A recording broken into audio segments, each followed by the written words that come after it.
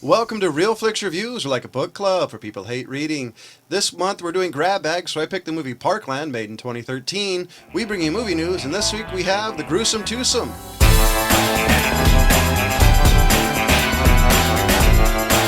A recounting of the chaotic events that occurred at Dallas Parkland Hospital on the day U.S. President John F. Kennedy was assassinated. And what surprised me about this one, and I actually don't remember that this is made by Playtones. You weren't alive. Well, true. But I meant when I actually saw Same. this the first time, I didn't remember that this was made by Tom Hanks' production company, Yeah. Playtone. I don't remember the production company, but yeah, I did see that it was Tom Hanks was in there. Well, it's the same. Have you ever seen the movie that thing you do? Yeah. The band The Wonders were signed on. That was the name where okay. it came from. Okay. All right. That makes sense. I gotta say, the first thing that always stood out about this movie to me was the color and just even like it looks like 1960 something. I mean, there's nothing a whole lot that stood out to me as not looking like it was from the time period. Which sometimes these time period pieces, Yeah. they stick out. Yeah. But I mean, all in all, it was I thought it was a nice little story that it told. I mean, it was a different setting than what you're used to. Oh yeah, I was a little disappointed by the fact that you didn't get to see very much of the book suppository. Really? Now, can you tell me where that's from? Not off the top of my head. Full Metal Jacket. That's right. I have to admit that was something that I was kind of hoping they would show that. When the book suppository? Yeah, they would show, the fact they would show him kind of scoping up. Oh. But I really liked the way this took it. It was from, I would say, almost a neutral to a neutral position in some of it, and then from Oswald's family to other part of it. Yeah, which is something I don't know if I've ever seen. His mom was literally insane. She really was. Well, that's the whole part. My wife and I had the same comment when she was saying that my boy was an agent for the U.S. government. He should be married next to John F. Kennedy. And her surviving son's like, shut up, mother. Mm-hmm. Yeah. Yeah, I did kind of feel bad for the brother. But, I mean, it was just kind of the way it was. And, even the way the cops said it, that one cop on the scene said, you're going to want to gather your family, your surviving family, and you're going to move, and don't ever expect any help from Dallas Police Department. Yeah, or really anybody. Yeah, in the surrounding area. And, I guess it's just the fact that I wasn't alive then, but, I mean, Kennedy Wait, you weren't? Kennedy wasn't a bad president, but, I was always kind of like, was he really that great of a president to where everybody was just, devastated by his death? And I mean, it was a sad death. It really was. I think for some of it, Kennedy was... It must have been something about being alive at the time. Well, I definitely got to be a product of the time, because don't forget, he did I think it was 60, he was elected. He's the one who gave, we're going to, by the end of the decade, we're going to go to the moon. Yeah. I think for him personally, and this is kind of a guess since, I wasn't alive, is I just think he was too young. I don't think he was in office a whole lot to really make a big impact. One, he was in... what was it? It was the Cuban Missile Crisis. He did do some things. Yeah, he did. But I just don't know if he was... I think one of the reasons he's such a famous president is because what happened. His presidency wasn't that long. No. Wasn't. And I think it was just like I'm saying is, it's from my perspective of not being around at the time. And the thing was is that, too. Yes, the politics were changing at the time. But from what I understand, he was a president that both parties really liked.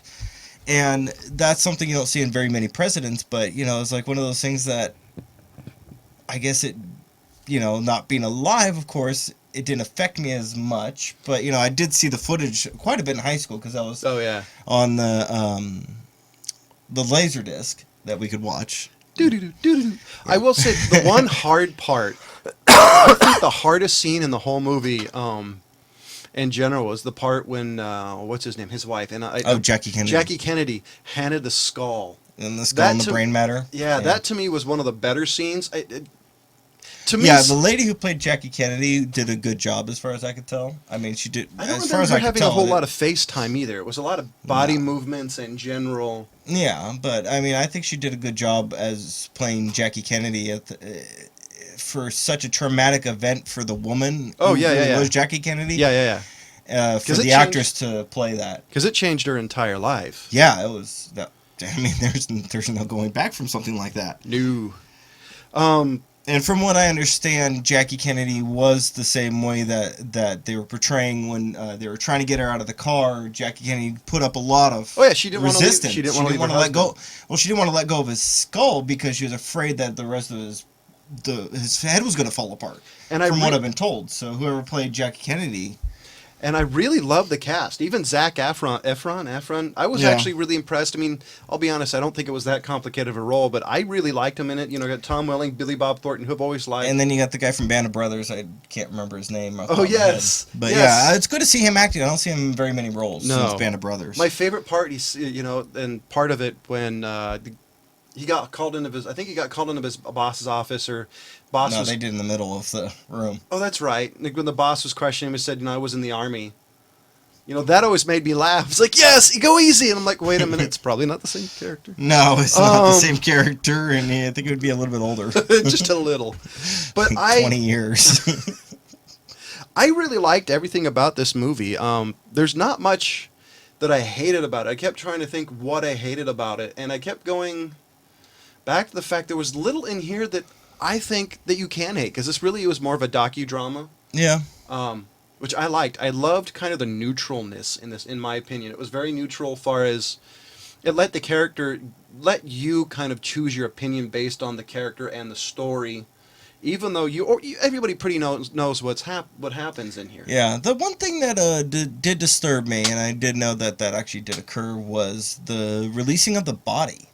Yes, that was the part. That whole thing was just one of those, and it was like, well, really, what are you gonna?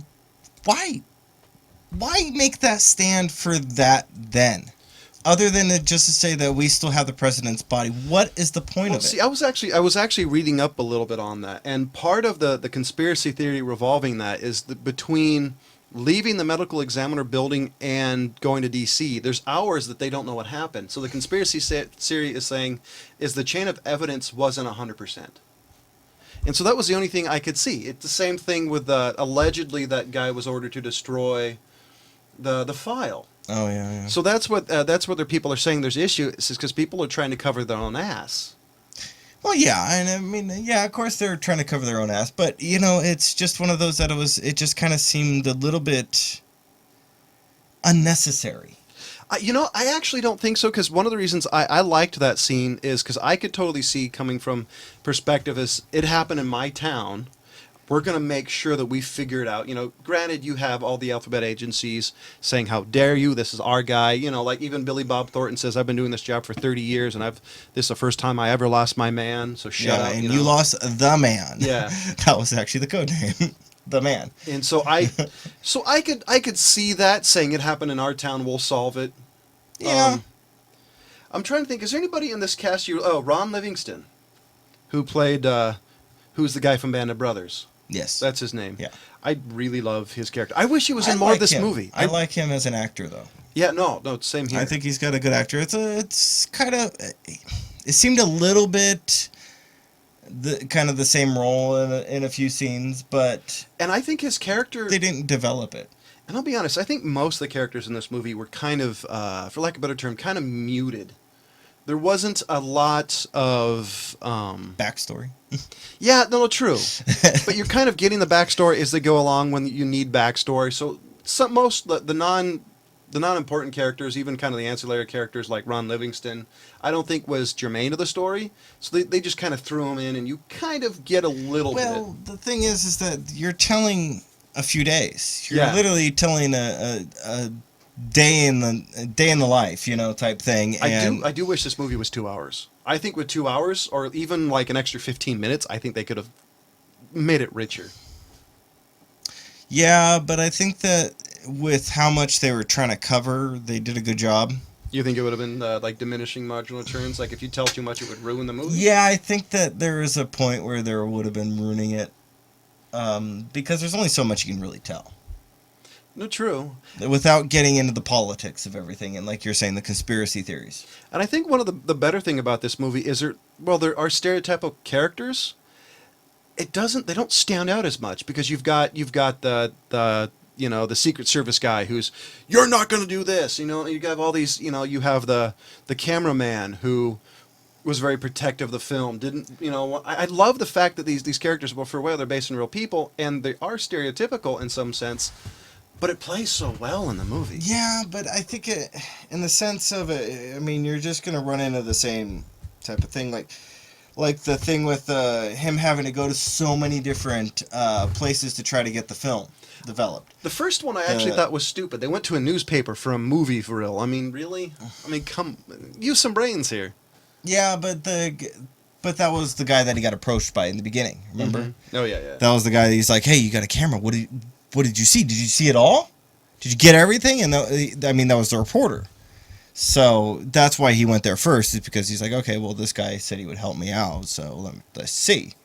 And yeah, but I mean, that's actually one of the funny things is that, I mean, you got a time period where you got film, and there's so many different types of film that were around and available at that time. Oh yeah. That I don't think the younger generation who may see this film might not understand that, and they kind of try to cover that a little bit. Like, you got the 18 millimeter, and then you got the 16 millimeter, and this is half of that. So they got that. It was 16 and 8 millimeter. Yeah, 16 and 8 millimeter. But it's like they're talking about how many frames, and I don't think a lot of people are going to understand that. Is that pretty much that's what a camera was back then? It was frame by frame by frame, and now we have stuff that it's like you got so many frames per second. The only way I think you could compare that to would be maybe like DVD versus SD versus micro SD. I think the only way that we could really explain it to the people is look at burst shot and then scroll through burst shot. Well, I mean, like if you're gonna kind of like a modern approach to it, it'd be like you have a guy who has a camcorder that's old that takes like a DVD, and a camcorder nowadays that takes an SD card. ScanDisk or I think that'd be the only way you could do it, because you can't really compare it. The other thing I like is the fact that they use the original footage. Yeah, they did. They didn't. Matter of fact, I really love the fact that they didn't try to recreate it anyways. Yeah. And I think in modern movies, we have a tendency to want to make things pretty, and I think this helped kind of add a little bit more realism when you actually got to see, actually on that. They didn't actually show the actual contact with the bullet. No, but they show bits and pieces. I have seen, because it's out. That footage is out there if you guys really want to go see it. But I mean, they actually showed the real footage and Yeah. the bits in the beginning, and I like that. I like when movies aren't afraid to use that. Yeah. And this movie, I don't think ever used that. Like some military films have a tendency to they'll show one scene, you got a brand new tank, and they'll show another scene where a guy's walking out, and it's obviously footage from World War II that's been colorized. Yeah, and that was actually one of the things that I thought was really interesting, is being able to see the actors' reactions to it, and I think they did a good job with the reactions that they gave to seeing that footage for the first time, because I mean that's like one of the first assassinations ever filmed. I think there was only like one or two. I think there was one other assassination filmed before this one. No, I know what you're talking about. One. I love Billy Bob Thornton's reaction though in this one. I think it's the first time they've actually seen you hear Billy Bob Thornton say Jesus Christ, and his facial tick, his reaction. Yeah, I love that. I do think Billy Bob Thornton is a good actor. He plays in a lot of bad movies, but I really like that section, because you could totally tell he's just like, oh. Yeah. And I really wish, I got to apologize for not saying at the beginning, our cohort in crime, the pale one, Ryan, unfortunately couldn't make it tonight. And because he was one of the people I was really looking forward to seeing what his opinion is, so hopefully next week we'll be able to harass him and kind of get what he thinks of it. Yeah, the last thing I gotta say, and I gotta admit it's just probably just a sadistic kind of twisted part of me, is, the scene where they just gotten the president on the plane. The casket or the actual person? Casket. Because Johnson wasn't president at the time. He got sworn in on the plane. Remember, after the casket was on there. True, but you did have those Secret Service guy tell Johnson, say, Mr. President, we need to take you to. Yes. So to them, he was already the man in charge. Yeah. Well, once the president gets a headshot like that, You know, but there's a scene where the nurses are putting his shoes in the bags and putting his clothes in there. I gotta say, I probably would have snaked a pin or a cufflink or something. It's like the scene from Independence Day when they're getting on a plane and the old guy who was in numbers saying, "Did you get one of those pens? The ones I give out." Yeah, it's something like that. But it's one of those that it's like, not to be like morbid, but just to kind of be like, yeah, this is from the day he died, and nobody really claimed it. So I have a question. I mean, to me, this movie, I could see where they were trying to add emotion to it, but didn't really give an emotional reaction to me. I think part of it because I wasn't there. But was there any scenes that you got any sort of emotional feeling besides the recognition of it was supposed to be emotional? I think it was when the doctors were in there and they were actually literally working on him at that time. And it wasn't really an emotional thing, but it was just like, I kind of felt bad for the doctors, especially when they brought Lee Harvey Oswald in right out, like a day and a half later. And, they were trying to save him and they fail. It's kind of like one of those, like, dude, you guys just picked a horrible hospital. It's kind of like, there's not much you can do when the president's got half, the backside of his brain blown off. Well, the one guy was a resident, so he's not like he's a full doctor. He's had the training, but he doesn't have the experience, which I actually like that scene because you get to see how much they actually cared. Not only about the fact he's a person, but the fact he's a president. Because at the end, that one guy had to tell Zac Efron, Jim, he's dead. Jim. Yeah, no, I'm calling you. I'm literally calling you. You need to stop so I can call the time. I mean, so that was I guess taking back what I said a little earlier, that was the only part that was like, wow, but, Yeah, but, I kind of felt a little bit bad for them because they got, first of all, they get the president. And they all have their emotional ties with the president. Like I said, I don't fully understand it, but See, with Lee Harvey Oswald, sorry to cut you off. I could totally. I was picturing the guy had the stethoscope. He said, "I can hear a little bit of heart." Nope, he's dead. That's Yeah, but the thing is that like the guy said I need a confession. They really wanted to put him on trial. Oh, no, totally. And that would be one of the motivation for me as a doctor or a nurse or a resident at the time to be okay, no, you don't get to die like this. You don't get off that easy. No, true. We're gonna make you alive, and then we're gonna give you the death gas chamber. Yeah, I'm gonna save you, and then I'm gonna kill you. I'll wipe you down with oil first. Yeah. Isopropyl. So, what do you give this movie? I give it a middle ground. I think it's not fantastic, but I think it was really well done for what they did. 3 out of 5. Yeah. I'm right there with you.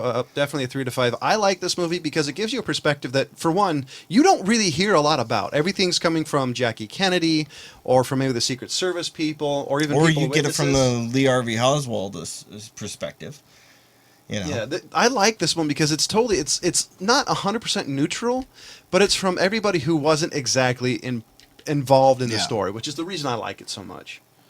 Because the first time I watched this, I remember after it going, "Wow, that movie's amazing," and it's a total strong 3 out of 5. And we're gonna switch to the TV show Lucifer, which was the one we did this week, and it's a pilot. And I think it's coming out this season, right? No, it's Next scheduled season? For 2016. Yeah, 2016. I'm believing kind of like the Okay, so it's a lead into the news after Christmas break. Yeah, type thing. Yeah. This is the first time I think I've seen any movie like this, because usually when they show the devil, he's like the guy from the movie Legend, horns, and I shockingly like this movie. I do love the fact that the devil trolls people, like that one little girl who. My name is Beatrix, and they all call me Trixie. That's a stripper's name. But no, see, I like the girl that was picking on her. Yeah. I love the fact he did whatever did with his eyes, and she's like,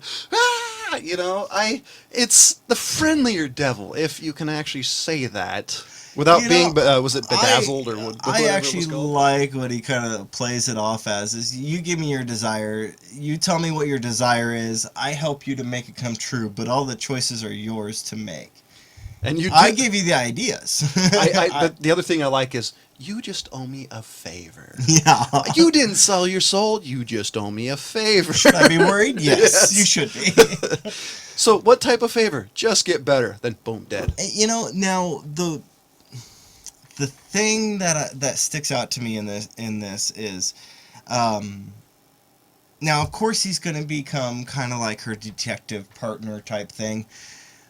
But then they have the Mazriel angel guy that comes in. It's the angel with the black wings. It's that, Yeah. that black guy who, by the way, looks so darn familiar, and I can't place Yeah, why I couldn't place him recognize either, him. and It's driving my me phone's nuts. not working right now. Or the internet's not working to pull up his name.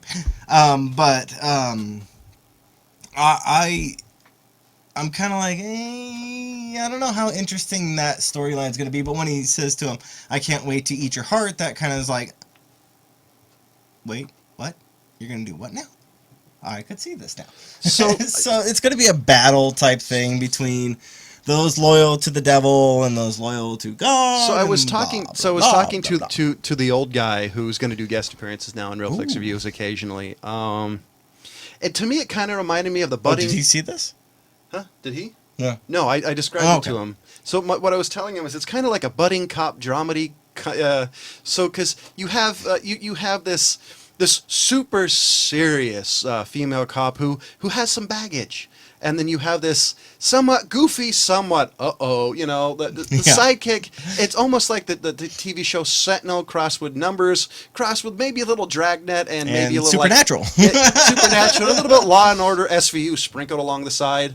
But So- I like the Lucifer character. The guy who's playing Lucifer does a really good job. He and plays it like off he says, smooth. it's like he's like the ultimate troll. Yeah, he just screws with people. Like I love this. What was her name? The female cop. Yeah, I could. I love her. I love his reaction when the voodoo he doesn't work on him and work on her, and he's just like, fascinating. Yeah. Especially my favorite part in the whole thing was when they're sitting in that shrink's office. The shrink, yeah. Shrink's office. And I like the girl who plays her. She's in a lot of things too. And it's pretty funny. And he's like, "Well, we'll do Pound Town later, but I really need to do this." And you see her going, the cop going, What? and you could just see. But my favorite scene at all of it is the Alfred scene.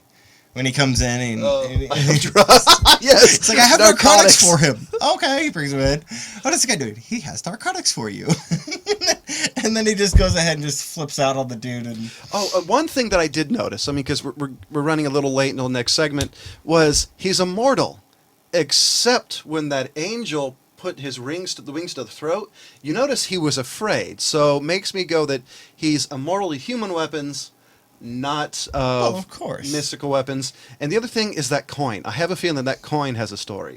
I like that the coin on both sides has "In God We Trust." You notice that? No, I didn't. Okay, yeah. So the coin that he has is on both sides. It says "In God We Trust." And one has the goat head pentagram on it. Yeah. Oh, the best action scene, the mild Sons of Anarchy scene is in the end of it. When he grabs that guy's head and then shows him what his really reaction of it.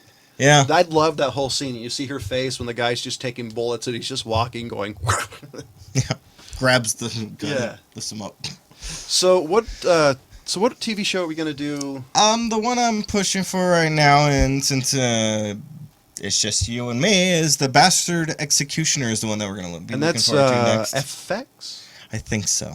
I don't have that up right now, but yeah. Because I've seen advertisements. I actually haven't seen each other, so we're gonna do the Bastard Executioner. Yeah, If I've been I looking can- forward to that one. If I can speak right, just to let you know, we do have a Facebook page. You love us, hate us. You can even tell us we suck, and we'll read you on air. Troll me, But- I won't care. But be creative. Saying that the fat guy sucks, or the guy with glasses sucks. Come on, that's weak sauce. And you can also pause for the cause and donate to Old Guy Tech TV to help keep the lights on, just like Accord Motels. And so we got a little bit of movie news. One being is MIB, Man in Black, will be doing a reboot without Will Smith. What about Tommy Lee? I didn't hear anything about Tommy Lee. At this point, I'm thinking he's probably getting a little up there and doesn't want to do so many movies like he used to. All right. And I'll be honest, I think if they do redo it, they need a complete scratch. They have to get rid of him and Will Smith. Yeah, I can understand that. And I liked the third one, but I'll be honest, I'm kind of hoping they play this one off as a little bit more serious. You liked the third one? I thought it was clever for a back in time movie. All right. I mean, it's obviously it's not it's not like Looper that at least had a little bit of an intelligent thing when it comes to traveling back in time. And no, it's not really that complicated. Just watch the movie and pay attention. But I want them to play a little bit more serious, less comedy. I mean, still comedy, but a little bit more Kind of more serious. like the first one. Yeah, or maybe like MASH and later on when it was more drama with comedy bits, not a comedy with drama bits. All right. Because all I right, think I it can could. see that. I think there's a lot of untapped potential in that story. Yeah, that universe. I mean, Yeah. yeah, Um. it's a pretty wide open universe. Oh no, totally. And the other one that I'm actually kind of bummed about is Pacific Rim 2. Guillermo del Toro's sequel to Pacific Rim has been removed from Universal Pictures calendar. From release calendar. Yeah, which, I did see that. You know, I wasn't blown away by Pacific Rim. have you watched it lately? No. See, here's the thing. Like, I've like most movie guys, I've watched this probably half a dozen times, even though it wasn't my favorite when I originally saw it. This movie grew on me a little bit, like the movie Jackal did that we did a couple of months ago. The thing is you're unlike me. You're more of a fan of the mecha anime, and that's really what this is based on. And No, I'm not you're a big right. fan of the mecha anime. I can enjoy it. At times, I can get into it, but that's not really my thing. So I guess if you're into the Voltron type things, the Thundercats. You might be a little bit more into the Pacific Rim type of thing. I mean, I'm not saying I'm not a fan of that, but I'm not a big fan of it. See, because for me personally, I want to see where they go with the story, because the way they make it, the way they made it look like the end to me, that they've beat it here, and it can go somewhere else, or it's the end of the series and they win. I just want to see more. And to be honest, they could even do kind of a cartoon, and I'd be satisfied, or a book. I'd probably read. You know, that. I think I might enjoy it a little bit more if it was a cartoon. And I'm a big fan of Guillermo del Toro. Anybody who watches the show or has seen the show when we've done something Or like Pan's with Labyrinth, that, which we yeah, did you know, I'm a a couple of years fan ago. of del Toro. But this one, I You're not a fan of. yeah, I just wasn't a fan of it, and I was a little disappointed in that. I wanted to be. And the next one, that I think it's interesting because according to rumors, Spider-Man's going to be coming up in Civil War, which, if I remember correctly, should be the third Captain America movie. All right. His web slingers are possibly going to be made by Peter Parker? Iron Man, Tony Stark. Really? Yeah, I'm curious. I know it's kind of a random bit of trivia and a random bit of news, I but guess they could kind of throw that in because, I mean, Tony Stark was quite a developer in the S.H.I.E.L.D. Technology stuff, so he could kind of have you get in there. seen, But, you know, I like the fact that it was made by Peter Parker. have you seen the new? It's a cartoon that was on Disney Channel. It's like the Ultimate Spider-Man. Yeah, he's I actually did. part of Shield. Yeah. I think you could play it off like that. I don't know if it's actually canon or not. So I guess if it shows up in the Marvel Cinematic Universe, it will be. Or if some troll gets on here and decides to school us on Spider-Man, go ahead. Yeah, I You mean, know, I didn't read all the comics. we're Batman fans, so Yeah, screw you. yeah, but But, you know, I could see that, but I think that I'd be more of a fan if Peter Parker took it up again. So now the other question is, what do you think about? Do you think Marvel's? There's been too many Marvel movies, because in all honesty, there's only one Marvel movie that I'm excited to see now, and I think that'd be one that we would agree on was Doctor Strange. Yeah. Besides that, Age of Ultron, I personally wasn't impressed with. We will probably do it at some point. I saw it wasn't. It just didn't satisfy me. Ant-Man I liked, but thinking back It's on Ant-Man. it still didn't hit that It's still button. Ant-Man. It didn't hit that button for me. So what do you think? I mean, because allegedly they're going to do Black Panther. Marvel Civil War should be pretty big. I mean, so what do you think? I think other than... And Guardians of the Galaxy 2, which I'm actually kind of excited for. Other than Doctor Strange, I'm not really excited for any of it. Yeah, I just am not impressed by it. I'm not even wanting them to reboot the Batman series at all yet. So is this a case of sequel syndrome, or just there's just been so many that it's just I too think much? they're just pumping out so much. It's just like, my give-a-damn's getting broken. Seriously. Need to refill that. Give a damn. Yeah, it's like you guys have thrown so much out there, and it's like it's Now- sensory overload. Now, do you think this would be better? Because originally we praised the Avenger movies and all these because They were good. Well, we praised them because they did one movie, two movies, and then they tied them all together. Do you think they're doing that too much versus doing, say, like a Captain America movie, an Iron Man movie, a Doctor Strange movie, and then like keep going, then eventually tie them together a little more? Or do you think? I think if they did that, the problem with doing that is the release it's just too much. keeps on getting bigger and bigger, and then when you go to tie them all together, you got to have the people that are willing to go out and watch all those movies again after they've been released on DVD or Blu-ray or whatever else they're going to do. True, and you do risk the fact that they may not like it like they did because they've already seen it. So now they're looking at detail, story, plot holes, even how it looks. Does the CG hold up? No, I agree with you. So that's the big problem. The other thing in a Switch Stories is the one that you post about Jared Leto, will be locked up after Suicide Squad. Yeah, and this is all you can see. Most of the news that we do, you can see it on our Facebook page. Yeah, we'll post things that right are there. interesting to us. Hopefully you do. If not, yeah, Jared Leto. I'm excited to see his version of the Joker. The problem with his version of the Joker versus the Heath Ledger Joker is that you can't. Unfortunately, you can't keep using the same Joker over and over again. And Heath Ledger did by far the best and most favorite Joker that is out there. He did the 90s Joker, and Jared Leto is doing the Joker that followed after him. So just a little bit of clarity. So 90s Batman is being the one that's from the Batman animated series. It was later called Batman and Robin. That was the one Mark Hamill voiced, the voice of Joker. And then we both think, and then I'm pretty sure Ryan does, Heath Ledger did the live-action version of our beloved Mr. J. Yeah. So, and then we got the Joker that followed him, which was he had kind of moved off the fine line of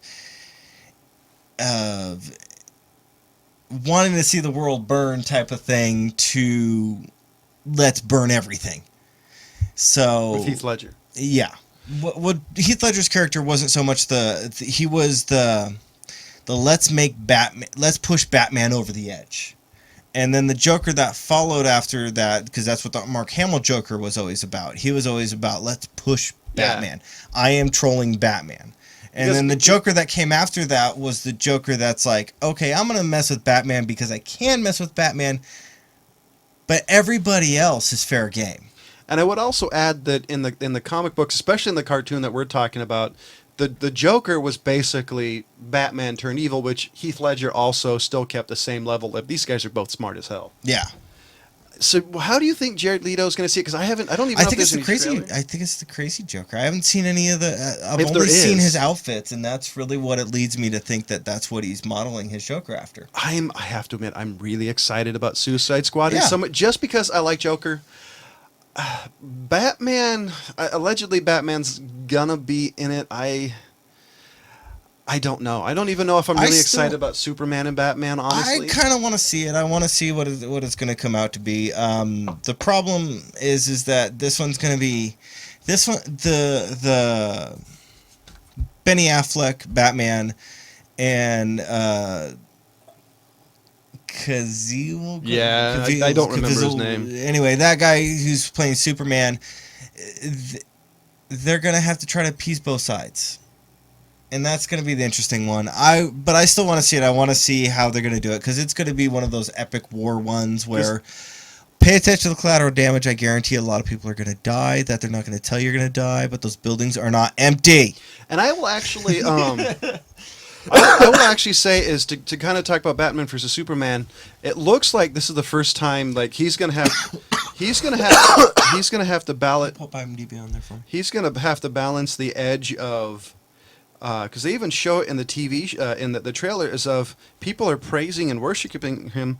I think that's gonna be something that he's really gonna have. It's gonna be part of the story. Is he's gonna have to get his ego in check, and I think that's why Bruce Wayne is gonna be there to say, "Hey, I'm actually better." You mean than Batman. Okay, Superman, you mean? Yeah, Superman is going to have to get his ego checked, and I think that's what the story's going to be about. Yeah, I see that kind of being what's going to have to happen. Because I think it's going to be the perpetual Boy Scout versus, Mr. Warm and Fuzzy. Yeah. So do you have any? So we're going to switch. Do you have any other movie news before we go to? I'm done. So next week is James's pick. So be warned. What are you picking? I know how much a fan of Ryan Gosling John is. I mean, I know that he just loves everything he's ever done, and he can't wait for anything that Ryan Gosling See, the has only done. problem with picking Ryan Gosling is you're punishing yourself. You haven't seen this one yet. This is a movie from 2001. I thought it was actually in the 90s, not but it The was Notebook, in 2001. This is called The Believer. The Believer? The Believer. The Believer. And it was made in 2001, so look forward to it. This is one that I've had in my list for a very long time. Oh, shit, this movie? Yep. Wow, I gotta be honest, I didn't expect you to pick The Believer. Yep. Should be an interesting pick. And next week we're going to do The Bastard Executioner. Hopefully we'll get a Ryan's score rating. Yeah, and hopefully he's there next week. On that. Got to apologize that he just wasn't able to make it. And as like always, thank you for watching.